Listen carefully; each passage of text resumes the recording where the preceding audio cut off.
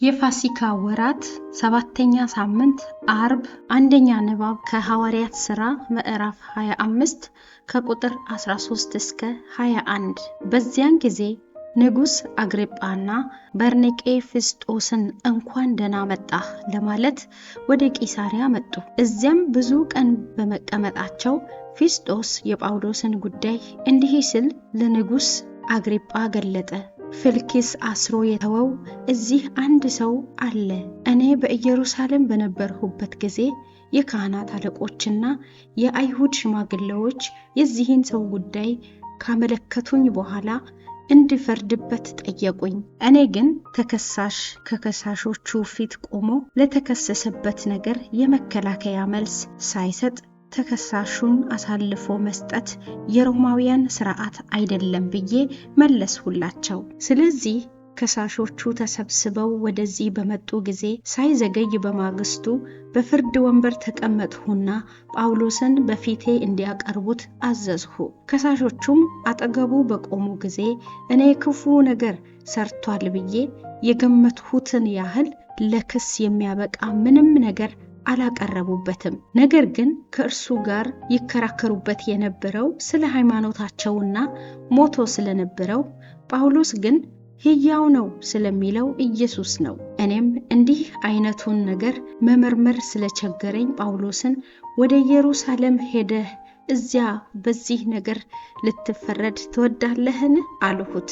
እርሱ ግን ጉዳዩ በሮም ንጉሠ ነገሥት እንድታየለት ፈልጎ ወደ ቄሳር ይግባኝ በማለቱ ወደ ቄሳር እስክልከው ድረስ በእስር ቤት እንድቆይ አዘዝሁ።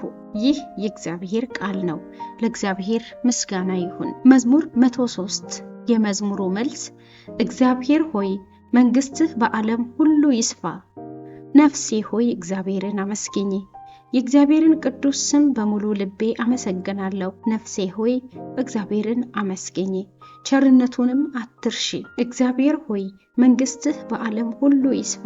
ሰማይ ከምድር ከፍ የሚለውን ያህል እግዚአብሔር ለሚፈሩት የሚሰጠው ፍቅር ታላቅ ነው። ምስራቅ ከምዕራብ የሚርቀውን ያህል እግዚአብሔር ኃጢአታችንን ከኛ ያርቀዋል። እግዚአብሔር ሆይ መንግሥትህ በዓለም ሁሉ ይስፋ።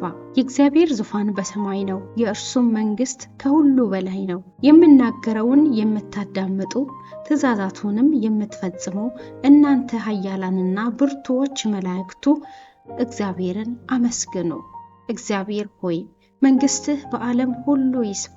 ከዮሐንስ ወንጌል ምዕራፍ 21 ከቁጥር 15 እስከ 19። በዚያን ጊዜ ኢየሱስ ለደቀ መዛሙርቱ ከታየና ከበሉ በኋላ ኢየሱስ ስምዖን ጴጥሮስን የዮና ልጅ ስምዖን ሆይ እነዚህ ከሚወዱኝ ይበልጥ ትወደኛለህን አለው። እርሱም አዎ ጌታዬ ሆይ እኔ እንደምወድህ አንተ ታውቃለህ ስል መለሰለት። ኢየሱስም ግልገሎቼን መግብ አለው። ሁለተኛ ጊዜም የዮና ልጅ ስምዖን ሆይ ትወደኛለህን አለው። እርሱም አዎ ጌታዬ ሆይ እንደምወድህ አንተ ታውቃለህ አለው።